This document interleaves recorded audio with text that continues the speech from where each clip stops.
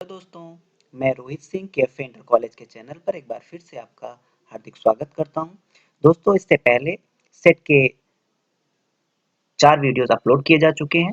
यह सेट का 5वां और आखिरी वीडियो है। इन पांचों वीडियोस में संपूर्ण सेट कवर किया जा चुका है। कुछ दोस्तों के रिक्वेस्ट और एडवाइस से मैं इन पांचों वीडियोस को कंबाइन करके एक वीडियो में कन्वर्ट करके अपलोड कर दूंगा, जिससे कोई भी चाहे तो सिर्फ एक वीडियो देखकर ही पूरा सेट समझ सके। दोस्तों, जो लोग इस चैनल पर नए हैं वो चैनल को सब्सक्राइब अवश्य कर दिया करें। साथ ही बेल आइकन को भी दबा दिया करें, क्योंकि इस चैनल पर बहुत ही आसान भाषा में आपको मैथमेटिक्स के ढेर सारे वीडियो मिलने वाले हैं। तो आइए हम सेट का 5वां वीडियो स्टार्ट करते हैं। दोस्तों, इस वीडियो में हम वेन डायग्राम के बारे में सबसे पहले पढ़ेंगे। वेन डायग्राम क्या है? वेन आरेख। दोस्तों, ये एक सेट को रिप्रेजेंट करने का और उसके प्रॉब्लम्स को सॉल्व करने का तरीका है, वेन आरेख, जिसमें हम डायग्राम के माध्यम से क्वेश्चन को सॉल्व करते हैं और उसको रिप्रेजेंट करते हैं। इसमें दो चीजें जानने लायक हैं। पहली तो ये है कि जो भी सेट की हम बात कर रहे होते हैं वह किस सेट से बना हुआ है। जिस सेट से बना होता है, जो मेन सेट होता है, उसको हम यूनिवर्सल सेट बोलते हैं। सार्वत्रिक समुच्चय पिछले वीडियो में हमने जाना। और उसके अंतर्गत जितने भी सेट आते हैं उन सेट को हम इस वेन डायग्राम जो यूनिवर्सल सेट होता है उसके अंदर शो करते हैं। तो एक एग्जांपल लेके हम समझने की कोशिश करते हैं। हमारा एक यूनिवर्सल सेट अर्थात सार्वत्रिक समुच्चय 1 से लेकर 9 तक की संख्याएं हैं और इससे बना हुआ एक और सेट है ए। और ए के अंतर्गत आप देख सकते हैं कि 4, 5, 6 ये 3 एलिमेंट्स आ रहे हैं। अब यू जो होता है यूनिवर्सल सेट, इसको हम हमेशा आयत के माध्यम से शो करते हैं। देखिए, ये जो आयत है ये क्या है? आपका यूनिवर्सल सेट है। और जितने भी इसके अंदर आने वाले सेट होते हैं उनको हम वृत्त के माध्यम से शो करते हैं, जैसा कि इसमें ए को शो किया गया। आप देख सकते हैं 1 से लेके 9 तक के सारे एलिमेंट इस आयत के अंदर हैं और जो हमारा ए है जिसके एलिमेंट 4, 5, 6 हैं, वह एक वृत्त के अंदर शो किया गया है। ठीक है, चलिए आगे बढ़ते हैं, एक और एग्जांपल देखते हैं। इसमें आप देखिए 3 सेट दिए गए हैं, ए, बी और सी। ए में 4 एलिमेंट हैं, 4, 5, 6, 7। बी में भी 4 है, 4, 5, 6। और सी में 2 है। सॉरी, बी में 3 थे और सी में 2 एलिमेंट्स हैं। अब इनको हमें पहले तो इसका यूनिवर्सल सेट हम देख लेते हैं क्या होगा। 1 से लेकर 9 तक की संख्याएं। अब इनको हम वेन डायग्राम के रूप में रिप्रेजेंट करते हैं। तो सबसे पहले जो हमारा यू होता है इसको हम एक आयत के रूप में लिख लेते हैं, आयत के रूप में दिखा देते हैं। इसके अंदर ये सारी संख्याएं 1 से लेकर 9 तक की संख्याएं आपको आ जाती हैं, आप देख सकते हैं। उसके बाद जो हमारा पहला सेट है ये 1 से लेके 4 एलिमेंट वाले 4 से लेके 7 तक, 4, 5, 6, 7। इसको हम एक बड़ा सा वृत्त बनाकर उसके अंदर हम दिखा देते हैं। ठीक है, आप देखें बड़ा सा वृत्त है और इसके अंदर 4, 5, 6 और 7 ये चारों दिखाए गए हैं। ये चारों ए के अंदर आ रहे हैं। फिर दूसरा हमारा सेट क्या है? बी है। तो बी में क्या होना चाहिए? 4, 5, 6। ये देखिए, ये क्या है? बी जो है वह ए का क्या है? सबसेट है, आप देख सकते हैं। तो क्या होगा? बी जो होगा वो ए के अंदर आएगा। तो एक हम बी के अंदर ए के अंदर ही एक वृत्त बना के बी को प्रदर्शित कर देते हैं। और इसमें जो इसके 3 एलिमेंट थे 4, 5, 6, इसको हम यहाँ पे दर्शा देते हैं। ये देखिए, ठीक है। और उसके बाद फिर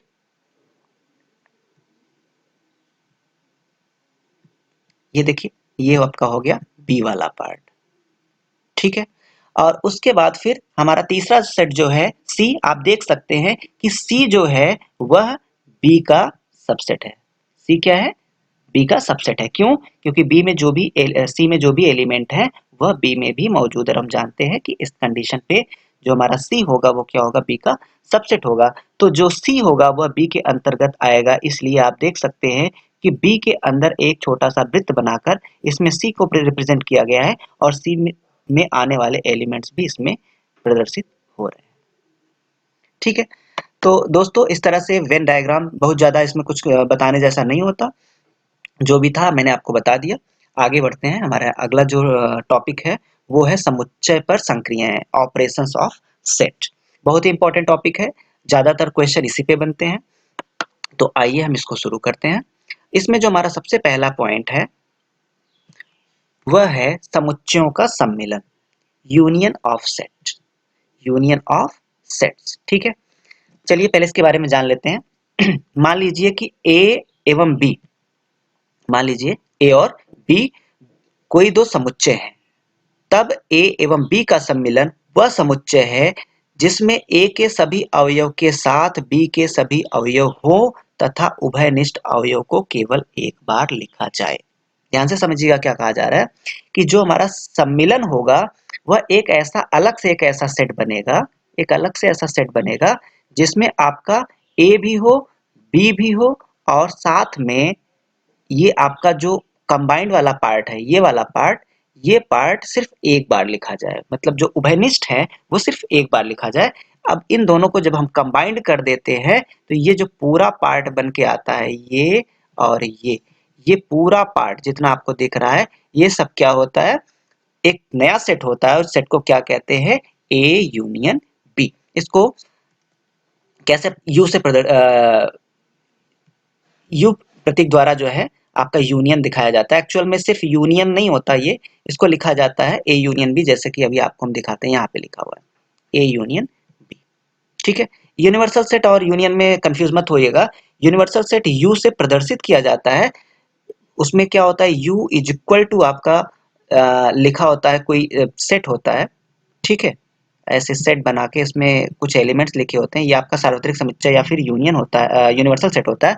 बट ये जो यूनियन है जिसको हम सम्मिलन कहते हैं, यह हमेशा दो सेटों के बीच लगा होगा, जैसे कि आपको यहाँ पे दिख रहा है ए यूनियन बी। और इसमें आप देख सकते हैं कि इस यूनिवर्सल सेट में आपका ये जो भी ए का पार्ट था और बी का पार्ट था और साथ में इन दोनों का कंबाइंड पार्ट था, ये सब आपको एक कलर ब्लू कलर से कलर दिखाई पड़ रहे होंगे। तो ये जो पूरा सेट है, ये जो पूरा एरिया है, ये पूरा एरिया और साथ में ये पूरा एरिया, ये एरिया आपका क्या है, ए यूनियन बी है। ये एरिया क्या है, ए यूनियन बी है। इसको ऐसे प्रदर्शित करते हैं, ए यूनियन बी से। और ये आपका क्या है, वेन डायग्राम के थ्रू आपका ये मैंने दिखाया हुआ है। चलिए इसको एक और प्रतीकात्मक रूप में कैसे पढ़ते हैं समझ लेते हैं, देख लेते हैं कैसे लिखा जाता है। ए यूनियन बी आपका लिखा हुआ है, ठीक है, यही है ए यूनियन बी। एक नया सेट तैयार हुआ और इस सेट का अगर हम प्रॉपर्टी देखें तो क्या होगा कि इसमें जितने भी एलिमेंट होंगे एक्स, क्या होंगे, एक्स होंगे, जहां एक्स क्या होगा, एलिमेंट ऑफ ए या एलिमेंट ऑफ बी। यहाँ पे आपको या पे बहुत विशेष रूप से ध्यान देने की जरूरत है, ये मोस्ट इंपॉर्टेंट पॉइंट है समझने का। अगर आप इसे समझ गए तो आप जान लीजिए कि आप सम्मेलन को या यूनियन को अच्छे से समझ गए। देखिए दोस्तों, यहाँ पे ये कहा जा रहा है कि जो ये नया सेट आपका तैयार हुआ, इस सेट में जितने भी एलिमेंट होंगे वो क्या होंगे, या तो ए के एलिमेंट्स होंगे या तो बी के एलिमेंट्स होंगे। जरूरी नहीं कि दोनों के हों। जैसे कि हम बात करें तो यहाँ पे जो एलिमेंट आएगा, यहाँ पे वो क्या होगा, ए का एलिमेंट होगा। जो यहाँ पे एलिमेंट आएगा वो क्या होगा, बी का एलिमेंट होगा। और ऐसे भी एलिमेंट हो सकते हैं जो दोनों में हो, यहाँ पे जो आएगा। ठीक है, तो कहने का मतलब यूनियन आपका क्या होगा, दो सेट्स का यूनियन क्या होगा, या तो ए के एलिमेंट होंगे या तो बी के एलिमेंट होंगे या तो ए और बी दोनों के कंबाइंड एलिमेंट भी इसमें हो सकते हैं। तो आप बस इस चीज को याद रखिएगा, कभी भी क्वेश्चन करने या मोस्ट इंपॉर्टेंट है इंग्लिश में और हिंदी में, या आपको जब दिखेगा तो आप समझने की कोशिश करिएगा कि ये क्या है, सम्मेलन को प्रदर्शित कर रहा है। इसको ए यूनियन बी इस तरह से लिखते हैं और इसको पढ़ते क्या है, ए सम्मेलन बी या ए यूनियन बी पढ़ते हैं। एक एग्जाम्पल आपके सामने यहाँ पे है, देख लीजिए। ए बराबर क्या है, 4 5 6 7 और बी इक्वल टू क्या है, ए बी 6 7 8। जब हम इन दोनों का यूनियन करेंगे तो हम लिखेंगे A union B equal to, अब देखिए ये सारे एलिमेंट और ये सारे एलिमेंट, ये पूरा का पूरा इसमें ए यूनियन बी में आ जाएगा। बट एक चीज आपको ध्यान देना पड़ेगा कि कोई भी एलिमेंट हम रिपीट नहीं करेंगे। जैसे कि यहाँ पे 6 और 7 यहाँ पे भी है और यहाँ पे भी है, तो ये नहीं कि 6 और 7 हम दो बार लिखेंगे, सिर्फ एक ही बार लिखेंगे। क्योंकि हम जब सेट पढ़ना शुरू किए थे तभी मैंने आपको बताया था कि सेट के में जो एलिमेंट्स होते हैं उनको हम रिपीट नहीं करते, सिर्फ एक ही बार लिखते हैं। और आपको मैंने पहले बता दिया है, यहाँ पे आपको विशेष रूप से ध्यान देना है। यहाँ पे यही बताया गया है कि या तो ए में है या फिर बी में है। जब भी हम कोई भी यूनियन की बात कर रहे होते हैं तो जो सेट होता, जो भी एलिमेंट होता है ए यूनियन बी में, वो या तो ए में होता है या तो बी में होता है या तो दोनों में भी हो सकता है। ठीक है, चलिए आगे बढ़ते हैं। अब हम सम्मिलन की संक्रिया के कुछ गुणधर्म पढ़ेंगे, कुछ प्रॉपर्टीज हैं, इसकी प्रॉपर्टीज के बारे में जानेंगे हम। देखिए यहाँ पे लिखा हुआ A union B is equal to B union A union B is equal to B union A. कहने का मतलब ये हुआ कि अगर हम ए का यूनियन बी के साथ करें या फिर बी का यूनियन ए के साथ करें, कोई परिवर्तन नहीं होने वाला है। इस प्रॉपर्टी को हम कहते हैं क्रम विनिमेय नियम। ठीक है दोस्तों, इस प्रॉपर्टी क्या कहते हैं? क्रम विनिमेय नियम। एक एग्जांपल देख लेते हैं। जैसे आपका एक एलिमेंट है, एक सेट है ए, इसके एलिमेंट 3 5 7 है, और दूसरा एलिमेंट है बी, इसके एलिमेंट क्या है 4 5 6। तो जब भी हम ए और बी का यूनियन करेंगे तो देखिए 5 इसमें भी है, इसमें भी है। अब हमारा क्या आ जाएगा 3 4 5 और 6 और 7, ये हमारा यूनियन बन जाएगा। क्या बन जाएगा? 3 4 5 6 7। अब अगर हम बी यूनियन ए करें, बी यूनियन ए, तो पहले आप इसमें देख लो, इस एलिमेंट्स को फिर इस एलिमेंट्स को, फिर भी जब आप कंबाइन करोगे तो आपको यही मिलेगा 3 4 5 6 7। तो आप देख सकते हैं कि यहाँ पे जो आपको मिला वही चीज आपको यहाँ पे भी मिला। मतलब ए यूनियन बी और बी यूनियन ए दोनों क्या है? सेम है। और इस प्रॉपर्टी को हम क्या कहते हैं? क्रम विनिमय नियम। अर्थात यूनियन जो होता है वह क्रम विनिमय नियम का पालन करता है। चलिए दोस्तों, हम आगे देखते हैं एक और एग्जांपल। एक और एग्जांपल हम लेते हैं। यहाँ पे एक सेट है ए और बी और एक्स, यहाँ पे 3 सेट आपको दिखाए गए हैं। अब उसके बाद हाँ, इससे पहले हम ये देख लेते हैं कि अगला हमारा पॉइंट क्या है। हम एक ये नियम और पढ़ने जा रहे हैं, एक गुणधर्म है जिसको हम क्या कहते हैं? साहचर्य नियम। ये साहचर्य नियम क्रम विनिमय जैसा ही होता है, बट ये 3 सेट पे फॉलो, 3 टर्म पे फॉलो होता है।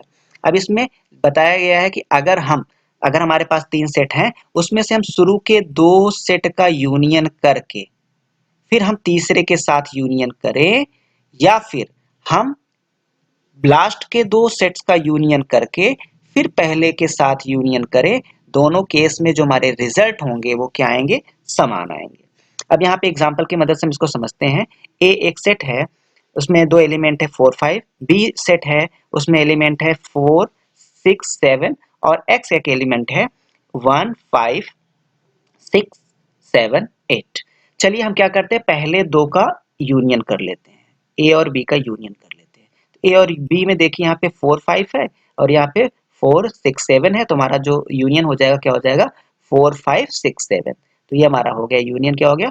4 5 6 7। ओके दोस्तों, अब हम क्या करते हैं, इसका जो है यूनियन कर देते हैं हमारे एक्स के साथ। ठीक है, तो क्या हो जाएगा? A union B union X. ठीक है, तो आपको क्या करना पड़ेगा? इसका और इसका कॉम्बिनेशन बना देना पड़ेगा। ठीक है, तो यहाँ पे देखिए 1 है, 4 है, 5 है, फिर 6 है, 7 है, 8 है। तो आपका क्या बन जाएगा इसका यूनियन? 1 4 5 6 7 8। ओके दोस्तों, अब हम क्या करते हैं, अब हम लास्ट के ये 2 जो हैं इनका पहले क्या करेंगे? यूनियन करेंगे, और बाद में फिर हम इसका ए के साथ यूनियन करेंगे। तो पहले जब हम बी यूनियन एक्स करते हैं, तो बी यूनियन एक्स आप देखिए क्या हो जाएगा? बी के साथ एक्स को हमने कंबाइंड किया, ये 4 5 6 4 6 7 था, यहाँ पे 4 नहीं था तो 4 आके बैठ गया, और 6 7 ऑलरेडी था, तो हमारा क्या बन जाएगा? 1 4 5 6 7 8, 1 4 5 6 7 8। और उसके बाद जब हम इसका यूनियन ए के साथ करते हैं, किसका? बी यूनियन एक्स का, तो देखिए ये आपका क्या बन जाता है? 1 4 5 6 7 8। अब आप अगर देखें ध्यान से, तो ऊपर वाला ये जो सेट है और ये वाला जो सेट है, इन दोनों का रिजल्ट बिल्कुल सेम है। आप देख सकते हैं, इसमें भी 1, इसमें भी 1, इसमें भी 4, इसमें भी 4, इसमें भी 5, इसमें भी 5, यहाँ 6, ये 7 और ये 8। तो कहने का मतलब हमें क्या समझ में आया कि अगर 3 सेट हैं तो पहले 2 का यूनियन करके हम तीसरे के साथ यूनियन करें, या फिर लास्ट के 2 का यूनियन करके पहले के साथ यूनियन करें, हमें रिजल्ट क्या मिलेगा? सेम मिलेगा। और इस प्रॉपर्टी को हम क्या कहते हैं? साहचर्य नियम। ये आप क्या क्या कहलाता है? साहचर्य नियम। जब हम क्वेश्चंस को सॉल्व करेंगे तो इन सारे जो हमारे गुणधर्म है इसको हम विशेष रूप से यूज करेंगे, तो इसको ध्यानपूर्वक समझिएगा। अगला देखते हैं, अगला हमारा नियम क्या है, तत्समक नियम, फाई संक्रिया और यू का तत्समक अवयव, ये तीन चीजें हैं। चलिए दोस्तों इसके बारे में हम समझते हैं। इसमें देखिए पहला दिया हुआ है, इसमें A union phi is equal to A दिया हुआ है। दोस्तों समझने वाली बात देखिए, ए जो है कोई एक सेट होगा, इसमें कुछ एलिमेंट्स होंगे, और फाई जो होगा उसमें कुछ नहीं होगा। तो अगर हम कुछ नहीं को ए के साथ जोड़ेंगे तो ए ही तो आएगा, है ना। तो इस तरह से आपका ए यूनियन फाई हमेशा क्या आएगा, ए आएगा, और इसको हम क्या कहते हैं, फाई और यूनियन का तत्समक अवयव। ठीक है, अगला क्या है, अगर हम ए के साथ ए का यूनियन करेंगे, ए के साथ ए का, तो क्या होगा, वही एलिमेंट फिर से तो आ रहे हैं, तो और हम जानते हैं कि हमारा जो सेट होता है उसमें एलिमेंट्स को हम रिपीट नहीं करते, तो फिर हमारा रिजल्ट क्या आ जाएगा, ए आ जाएगा। तो किसी भी सेट के साथ उसी सेट का अगर हम यूनियन करेंगे तो फिर से हमें वही सेट प्राप्त होता है। इसको हम क्या कहते हैं, वर्ग सम नियम। क्या कहते हैं, वर्ग सम नियम। ठीक है, और एक आखिरी इसमें और है, अगर हम यूनिवर्सल सेट के साथ किसी सेट का अगर हम यूनियन करें, यूनिवर्सल सेट का किसी सेट के साथ अगर हम यूनियन करें तो हमें क्या मिलेगा, यूनिवर्सल सेट ही मिलेगा, क्योंकि जो हमारा U होगा, ठीक है, यही तो हमारा यूनिवर्सल सेट होगा, और हमारा जो सबसेट होगा A, वो क्या होगा, इसी का एक सबसेट ही तो होगा। तो जब भी हम इन दोनों का यूनियन करेंगे, इसका और इसका, तो ये हमारा पूरा ये पूरा एरिया हमारा हो जाएगा, अर्थात हमारा रिजल्ट क्या हो जाएगा, यू हो जाएगा। ठीक है दोस्तों, इसको हम बोलते हैं यूनियन का नियम। ठीक है, चलिए आगे बढ़ते हैं। आ, एक बार पीछे आके हम इसको क्लियर कर देते हैं, ताकि अगर किसी दोस्त को अगर इसका स्क्रीनशॉट लेना हो तो वो ले सके। ठीक है, बहुत ही इंपॉर्टेंट है, इन चीज़ों को आप ध्यानपूर्वक समझिएगा। चलिए आगे बढ़ते हैं। अगला हमारा जो टॉपिक है, ये एक दूसरा गुणधर्म है जिसको मैंने भी स्टार्टिंग में बताया था, इंटरसेक्शन ऑफ सेट। ठीक है, इंटरसेक्शन ऑफ सेट। दो ही गुणधर्म हम दो ही संक्रिया हम मेन रूप से पढ़ते हैं। पहला क्या था, यूनियन ऑफ सेट, दूसरा क्या है, इंटरसेक्शन ऑफ सेट। इसको हम हिंदी में क्या बोलते हैं, सर्वनिष्ठ। ओके दोस्तों, चलिए सर्वनिष्ठ क्या होता है पहले जान लेते हैं। मान लीजिए कि कोई आपको सेट दिया हुआ है ए और बी, ये कोई दो समुच्चय हैं, और तब ए और बी का जो सर्वनिष्ठ होगा वह समुच्चय है जो ए और बी दोनों में उभयनिष्ठ हो। कहने का मतलब कि ए और बी का जो हम जब इनको हम बनाएंगे तो इनका जो ये कॉमन पार्ट होगा, ये ऐसा पार्ट जो कि दोनों में हो। ठीक है, यही आपका क्या कहलाएगा, सर्वनिष्ठ या फिर इंटरसेक्शन कहलाएगा। इसको हम दोनों सेटों के बीच ये प्रतीक लगाकर प्रदर्शित करते हैं। ठीक है, इस प्रतीक को दोनों सेट के बीच में हम लगा के इसको निरूपित करते हैं। जैसे कि आप इसको अगर प्रतीकात्मक भाषा में इसकी परिभाषा को समझें तो यहाँ पे क्या होगा, A intersection B is equal to X such that X is element of A and X is element of B. दोस्तों मैंने पिछले स्लाइड में आपको बताया था कि अगर यहाँ पे यूनियन रहता है तो आपको यहाँ पे क्या यूज करना पड़ता है, या। ठीक है दोस्तों, या यहाँ पे यूज करते हैं, और अगर ये इंटरसेक्शन है तो हम क्या यूज करते हैं, और यूज करते हैं, या फिर एंड यूज करते हैं। ठीक है, या और, इन चीजों को आप समझिएगा। अब इसका मतलब क्या हो गया, वही चीज अभी जो अभी हमने ऊपर बात की कि जब भी हम किसी दो सेट का इंटरसेक्शन करेंगे तो जो भी एलिमेंट होंगे वह निश्चित रूप से ए में भी होगा और बी में भी होगा। मतलब ए के एलिमेंट और बी के एलिमेंट दोनों जो कंबाइंड होंगे, दोनों जो उभयनिष्ठ होंगे, कॉमन होंगे, वही आपका ए इंटरसेक्शन बी का एलिमेंट होगा। इसको हम, यहाँ पे थोड़ा सा मिस्टेक है, ये आपका इस तरह से होना चाहिए, उल्टा। ठीक है, और ए और बी को हम ए सर्वनिष्ठ बी पढ़ते हैं। क्या पढ़ते हैं, ए सर्वनिष्ठ बी। इंग्लिश में क्या कहते हैं, ए इंटरसेक्शन बी। यहाँ पे आप देखिए डायग्राम के माध्यम से, वेन डायग्राम के माध्यम से प्रदर्शित किया गया है। देखिए ये आपका सेट क्या है, ए है, और दूसरा वाला ये सेट क्या है, ए पूरा था, ये पूरा ए था यहाँ से यहाँ तक। ठीक है, यहाँ से यहाँ तक पूरा ये ए था, और ये आपका पूरा बी था। ठीक है, अब जब हमने इस दोनों सेट को प्रदर्शित किया वेन डायग्राम पे, तो ये जो पार्ट आया, ये पार्ट आपका क्या बन गया, ये पार्ट, ये चूंकि दोनों में है इसलिए आपका क्या हो गया, उभयनिष्ठ हो गया। और यही उभयनिष्ठ जो होगा इसी को हम क्या बोलेंगे, सर्वनिष्ठ। इसको ए इंटरसेक्शन बी पढ़ेंगे और ये वाला पार्ट है। ठीक है दोस्तों, चलिए आगे बढ़ते हैं। एक एग्जाम्पल के माध्यम से इसको हम थोड़ा सा क्लियर कर लेते हैं। जैसे ए है, ए में आपके एलिमेंट्स हैं बी 4 5 6 7 और बी है, इसमें एलिमेंट्स हैं ए बी 6 7 8। तो आप देखिए इसमें आपको, एक मिनट थोड़ा मैं पॉइंटर का कलर चेंज कर दूं। चलिए देखिए इसमें आप देखिए क्या क्या कॉमन है। बी कॉमन है, बी यहाँ पे भी है, यहाँ पे भी है। और क्या कॉमन है, 6 यहाँ पे भी है, यहाँ पे भी है, और 7 भी यहाँ है और यहाँ है। तो ये तीन एलिमेंट ऐसे हैं जो ए में भी हैं और बी में भी हैं। तो A intersection B, A intersection B आपका क्या हो जाएगा, यहाँ पे भी थोड़ा सा मिस्टेक है, 6 भी यहाँ होना चाहिए दोस्तों। ओके, तो आपका ए इंटरसेक्शन बी क्या हो जाएगा, बी 6, 7। और यहाँ पे जो अभी मैंने ऊपर बताया, ध्यान देने वाली बात क्या होगी, ए और बी दोनों में होगा। जो भी एलिमेंट ए इंटरसेक्शन बी में होगा वह ए और बी दोनों में होगा। तो आप इस चीज को और या फिर और, इन दो टर्म्स को आप याद रखिएगा, किसके लिए, इंटरसेक्शन के लिए। जब भी इंटरसेक्शन की बात होगी तो और या फिर आर दिखेगा, और जब भी यूनियन की बात होगी तो या दिखेगा आपको। ठीक है दोस्तों, ये दोस्तों सर्वनिष्ठ की संक्रिया के कुछ गुणधर्म जानते हैं, सम प्रॉपर्टीज ऑफ इंटरसेक्शन। इसमें जैसे हमने पिछले स्लाइड में देखा कि हमारा जो यूनियन था क्रम विनिमय नियम का पालन कर रहा था, इसी तरह से हमारा जो इंटरसेक्शन है सर्वनिष्ठ, ये भी क्रम विनिमय का नियम का पालन करता है।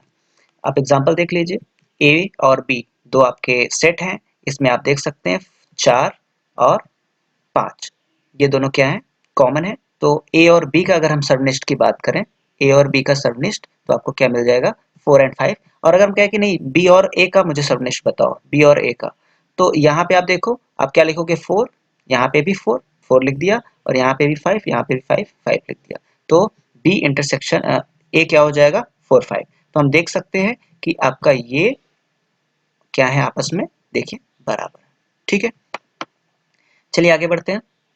अगला हमारा जो इसकी प्रॉपर्टी है वो है साचर नियम।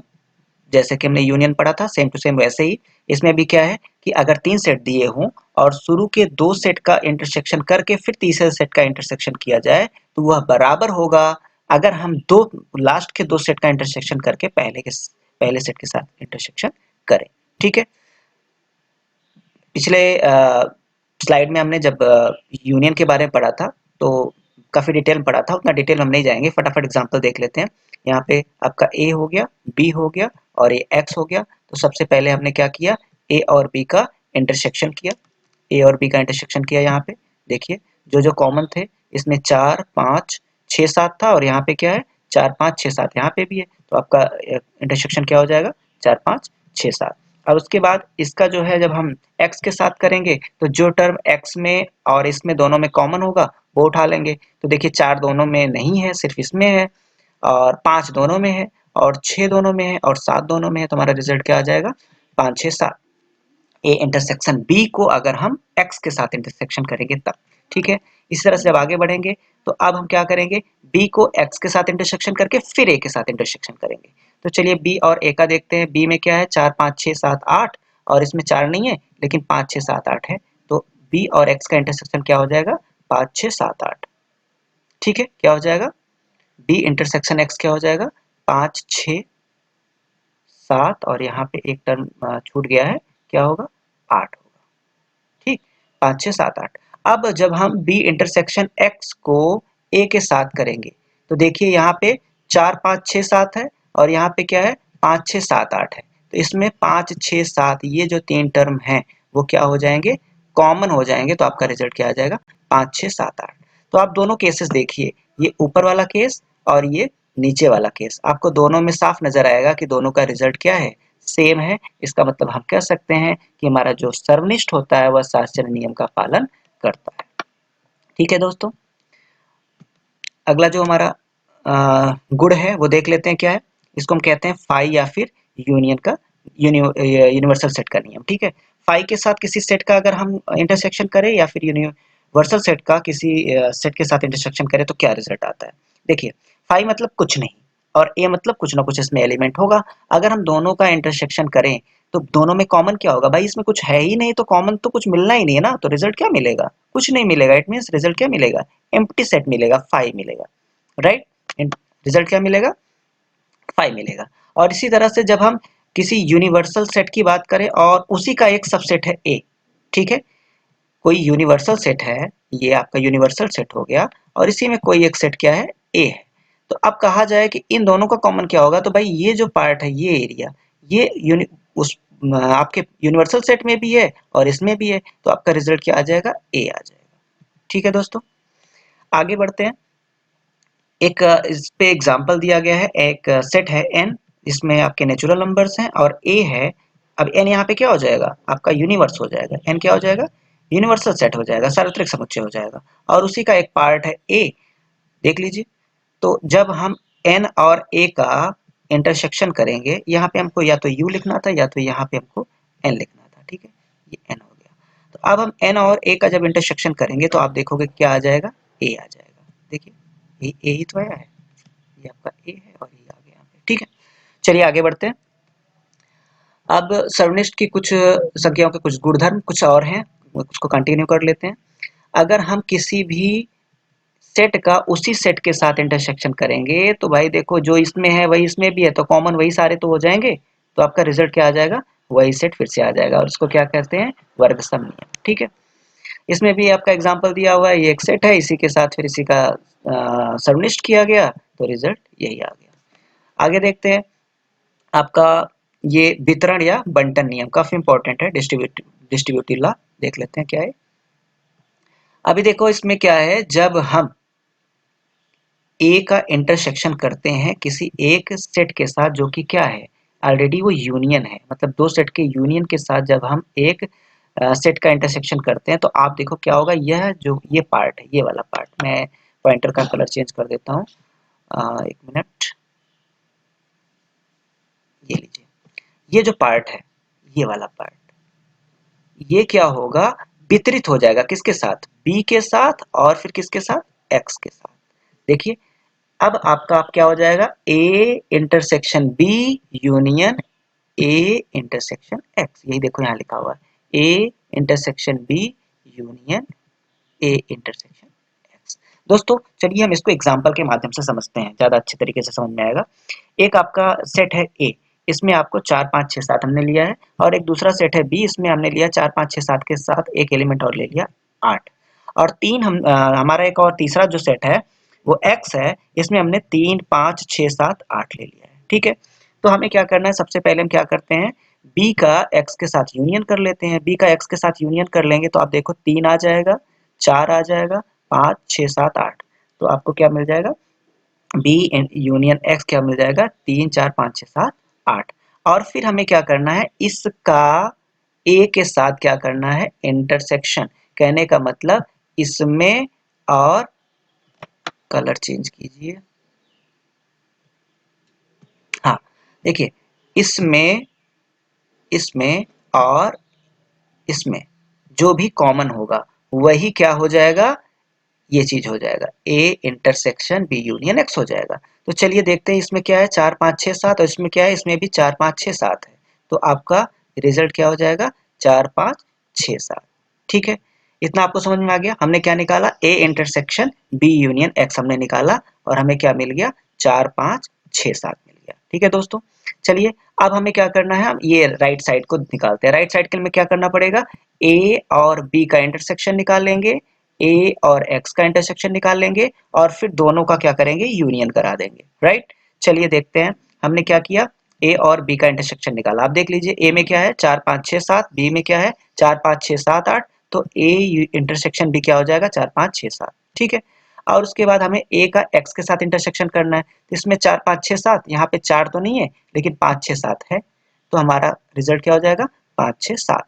अब हम क्या करेंगे, ए यूनियन एक्स का और ए यूनियन बी का क्या करेंगे, हम इंटरसेक्शन करा देंगे, सॉरी यूनियन करा देंगे। चलिए तो यूनियन कैसे करेंगे, कंबाइन कर देते हैं दोनों को, 4 5 6 7 इसमें है, 5 6 7 इसमें, तो आपका रिजल्ट क्या आ जाएगा 4 5 6 7। तो अब दोस्तों देखिए, यहाँ पे भी आपको 4 5 6 7 आया, यहाँ पे भी आपको 4 5 6 7 आया। कहने का मतलब कि आपका जो ये समुच्चय है, सर्वनिष्ठ है, वह वितरण नियम का पालन करता है, बंटन नियम का पालन करता है। It follows distributive law. ठीक है, चलिए दोस्तों, एक अगला हमारा जो टॉपिक है, वीडियो काफी लंबा हो रहा है, फटाफट हम इसको खत्म करते हैं, देखते हैं समुच्चयों का अंतर क्या होता है। समुच्चयों का अंतर समझते हैं। देखिए, अगर कोई समुच्चय ए और बी है और इसका अंतर की अगर बात की जाए तो इसका अंतर उन समुच्चयों का समुच्चय होता है, उन अवयवों का समुच्चय होता है जो ए में तो है किंतु बी में नहीं है। कहने का मतलब कि अगर हम ए में एक कोई समुच्चय ए और बी के अंतर की बात करें तो ए में जितने भी एलिमेंट्स होंगे, अगर उसमें से कुछ एलिमेंट्स बी में भी हैं तो हम उन एलिमेंट्स को क्या करेंगे, घटा देंगे, हटा देंगे। और इसके बाद ये जो पार्ट बचेगा, ये वाला पार्ट, ये आपका क्या हो जाएगा, ए माइनस बी। इसको हम कैसे प्रतीकात्मक भाषा में कैसे लिखते हैं, ए माइनस बी में लिखते हैं। ठीक है, ऐसे लिखते हैं। इसको क्या पढ़ते हैं, ए डिफरेंस बी या ए अंतर बी पढ़ते हैं। ठीक है, अब यहाँ पे अगर हम चित्र के माध्यम से देखें तो आपका देखिए, ये पूरा एक यूनिवर्सल सेट है, इसमें ये पार्ट ए है, ये वाला पार्ट ए है और ये वाला पार्ट बी है। इन दोनों का ये क्या है, इंटरसेक्शन है। आप यहाँ पे देख सकते हैं ये क्या है, इंटरसेक्शन है। अब जब हम a माइनस बी की बात करेंगे तो सिर्फ वही पार्ट की बात करेंगे जो आपका b में ना हो, मतलब यहाँ से लेके ये पूरा पार्ट जो है ये क्या है, a माइनस बी है। ठीक है दोस्तों, यहाँ पे कुछ एग्जांपल्स हम देख लेते हैं। एक आपका a है, एक सेट, ये आपके सामने है a सेट, ये है a सेट और ये आपका b है। अब जब हम a माइनस बी की बात करें, मतलब a अंतर b की बात करें, तो हम क्या करेंगे, b के जो अवयव हैं, ये अवयव ये a से काट देंगे। कौन कौन सा अवयव कट जाएगा, 2 कट जाएगा, ये 2 कट जाएगा, और क्या कट जाएगा, 4 कट जाएगा, और क्या कट जाएगा, 6 कट जाएगा। 8 इसमें है नहीं तो काटने की जरूरत नहीं है, तो हमारा रिजल्ट क्या आ जाएगा, 1 3 5। और अगर इसी का उल्टा अगर हम b माइनस ए की बात करें, b माइनस ए की, तो आप देखिए क्या क्या कट जाएगा b में से, 1 है नहीं तो कटने की जरूरत नहीं है, 2 है तो 2 कट जाएगा, 3 है नहीं तो कटने की जरूरत नहीं है, 4 है तो 4 कट जाएगा, 5 है नहीं तो कोई बात नहीं, 6 है तो 6 कट जाएगा। तो b माइनस ए आपको क्या मिल जाएगा, सिर्फ 8 मिल जाएगा। ठीक है दोस्तों, चलिए हमारा एक आखिरी टॉपिक जो है कॉम्प्लीमेंट ऑफ अ सेट, समुच्चय का पूरक, उसके बारे में जानते हैं। यदि a एक सार्वत्रिक समुच्चय है, ठीक है, यदि u यूनिवर्सल सेट, u सार्वत्रिक समुच्चय को u से ही तो प्रदर्शित करते हैं, तो यदि u एक सार्वत्रिक समुच्चय है और a उसका एक उपसमुच्चय है, तो a का पूरक u के उन सभी अवयवों का समुच्चय होगा जो a के अवयव नहीं है। कहने का मतलब कि अगर आपका ये u है और उसमें ये a है, तो ये पार्ट को छोड़ के, इस पार्ट को छोड़ के बाकी ये जितना भी पार्ट है, ये पूरा जितना भी पार्ट, ये पूरा u का पार्ट। ठीक है दोस्तों, ये वाला a वाला पार्ट छोड़ के, कौन सा पार्ट छोड़ के, ये पार्ट छोड़ के, इतना छोड़ के बाकी जितना बचता है वो आपका क्या कहलाता है, a का पूरक। क्या कहलाता है, a का पूरक कहलाता है। समुच्चय a के पूरक समुच्चय को a डैश से प्रदर्शित करते हैं। ठीक है, किससे प्रदर्शित करते हैं, a डैश से। और a डैश जो होता है वह क्या होता है, u माइनस ए या फिर u अंतर a। कहने का मतलब यूनिवर्सल सेट से अगर हम किसी सेट को घटा दें तो हमें हमारा कॉम्प्लीमेंट मिल जाता है। ठीक है, कॉम्प्लीमेंट सेट मिल जाता है। तो complement of a equal to क्या हो जाएगा, universal set minus set a। अब यहाँ पे एक एग्जांपल है कि यूनिवर्सल सेट है, 1 से लेकर 10 तक के सभी अंक लिखे गए हैं, नेचुरल नंबर जो हैं, और हमारा जो a है वह क्या है, 1 3 5 7 9।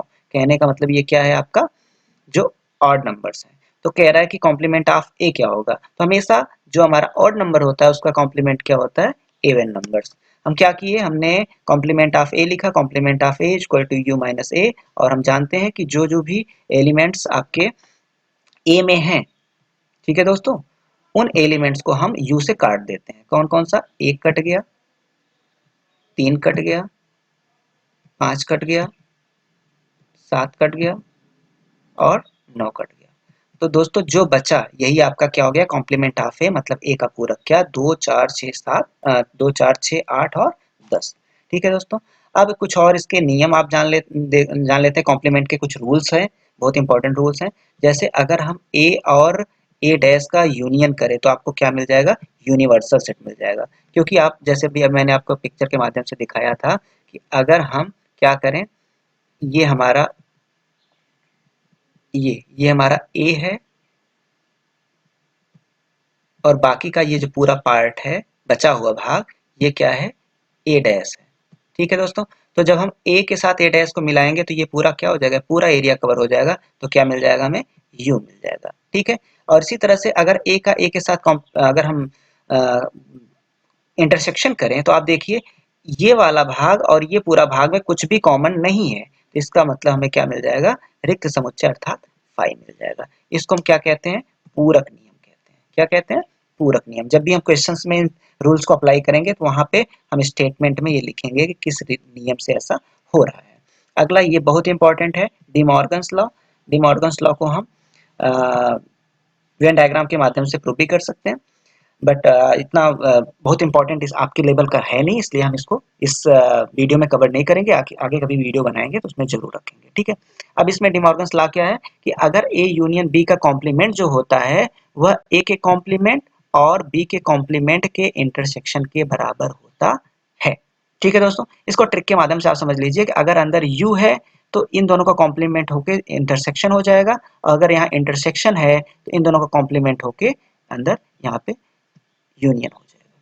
ठीक है, अगर इंटरसेक्शन है तो यूनियन हो जाएगा, यूनियन है तो इंटरसेक्शन हो जाएगा, और ये जो डैश लगे हुए हैं वो बाहर आके सेपरेटली दोनों पे लग जाएंगे। ये आपका डिमॉर्गन्स लॉ कहलाता है। क्वेश्चंस में हम इसको यूज करेंगे और इस स्टेटमेंट में इसको जरूर लिखेंगे। ठीक है, डिमॉर्गन्स लॉ। अगला है, अगर हम किसी किसी सेट के कॉम्प्लीमेंट का दोबारा से कॉम्प्लीमेंट कर देते हैं तो हमें फिर से वही सेट मिल जाता है। इसको हम क्या कहते हैं, द्विपूरक नियम। ठीक है दोस्तों, और हमारा जो आखिरी पॉइंट है वो क्या है कि अगर हम किसी फाई का कॉम्प्लीमेंट करें, मतलब कुछ नहीं, तो उसका रिजल्ट क्या आ जाएगा, सब कुछ, अर्थात हमारा यूनिवर्सल सेट आ जाएगा। और अगर हम यूनिवर्सल सेट का कॉम्प्लीमेंट करें तो हमें क्या मिल जाएगा, कुछ नहीं, अर्थात एम्प्टी सेट। ठीक है, इसको हम क्या बोलते हैं, फाई और सार्वत्रिक समुच्चय के नियम। दोस्तों थैंक यू वेरी मच, आपने पूरा वीडियो देखा। तो इस तरह से हमने समुच्चय अर्थात सेट की पूरी यूनिट को कंप्लीट कर लिया है। जिन दोस्तों को वीडियो पसंद आया हो वीडियो को लाइक करें, वीडियो को अपने दोस्तों के साथ शेयर करें, और हमारा उत्साह बना, जिससे कि हमारा उत्साह बना रहे और हम आपको और भी मैथमेटिक्स के वीडियो प्रोवाइड करा सकें। Thank you very much for watching मी। जय